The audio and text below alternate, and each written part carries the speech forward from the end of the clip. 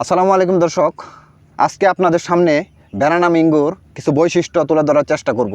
তো যারা এখনও আমাদের চ্যানেলটা সাবস্ক্রাইব করেন নাই, দয়া করে আমাদের চ্যানেলটা সাবস্ক্রাইব করে সম্পূর্ণ ভিডিও দেখার জন্য অনুরোধ রইল। তো দর্শক, কথা না বাড়িয়ে চলুন এই আম সম্পর্কে কিছু বলার চেষ্টা করি। তো ব্যানানা ম্যাঙ্গো থাইল্যান্ডের একটি অতি সুপরিচিত জাত, যা বাংলাদেশে এখন বিভিন্ন জায়গায় চাষ হচ্ছে এবং বিভিন্ন চাষিরা এর সফলতা অর্জন করছে। এটি বাংলাদেশের মাটির জন্য অত্যন্ত উপযোগী একটি আম। তো এই আম চাষ করে অধিক মুনাফা অর্জন করা যায়। এই আম বাংলাদেশে যে কোনো মাটিতে রোপণ করলে এর ফলাফলও ভালো আসে। তো দর্শক, এই আমটি যখন পাকে তখন এর কালার দুধে আলতা মতো হালকা হলুদ থেকে হালকা গোলাপি রঙের হয়ে থাকে। তো এই আমটি ভিতরের যে আটিটা, এটি অত্যন্ত চোকা পাতলা, ছুরির মতো, আর স্কিনটা অত্যন্ত পাতলা।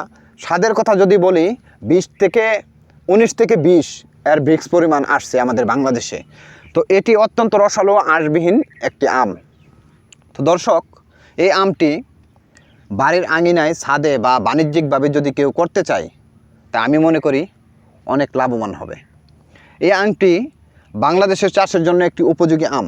এটি ফলনে অধিক ধরে, যা আপনাদেরকে বলে বোঝাতে পারবো না। তো আমাদের গাছটা যদি আপনাদেরকে দেখায়, আমাদের এই গাছটার বয়স হচ্ছে 2.5 বছর।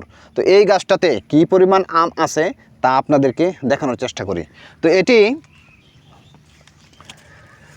আসলে যদি গাছের কাছে কেউ না আসে তাহলে বুঝবে না যে এটা আম। দূর থেকে মনে হবে যে আম গাছে কলা ঝুলে আছে। তো এই আমটি পাকলে পরে সম্পূর্ণটা কলার মতোই হয়। তো দর্শক, এই আমটি দেখতে যেরকম চমৎকার, খেতে অত্যন্ত মিষ্টি। বাংলাদেশের মাটির জন্য এটি অত্যন্ত উপযোগী।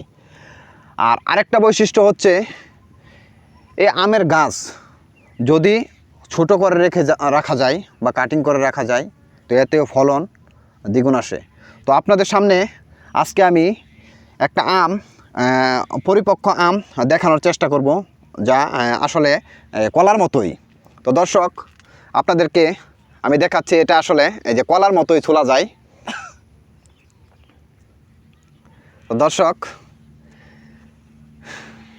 আসলে এটি বোঝা যাবে না যে এটি আসলে কলা না আম।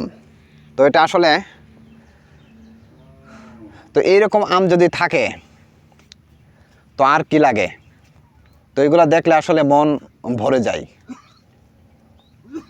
তো এই আমটি আসলে অত্যন্ত সুমিষ্ট। তো এই ধরনের আমের চারা যদি কেউ নিতে চান, ডেসক্রিপশনে আমাদের নাম্বার দেওয়া থাকবে। তো সকলের সুস্বাস্থ্য কামনা করি। আজকে এই পর্যন্তই। তো ধন্যবাদ সবাইকে।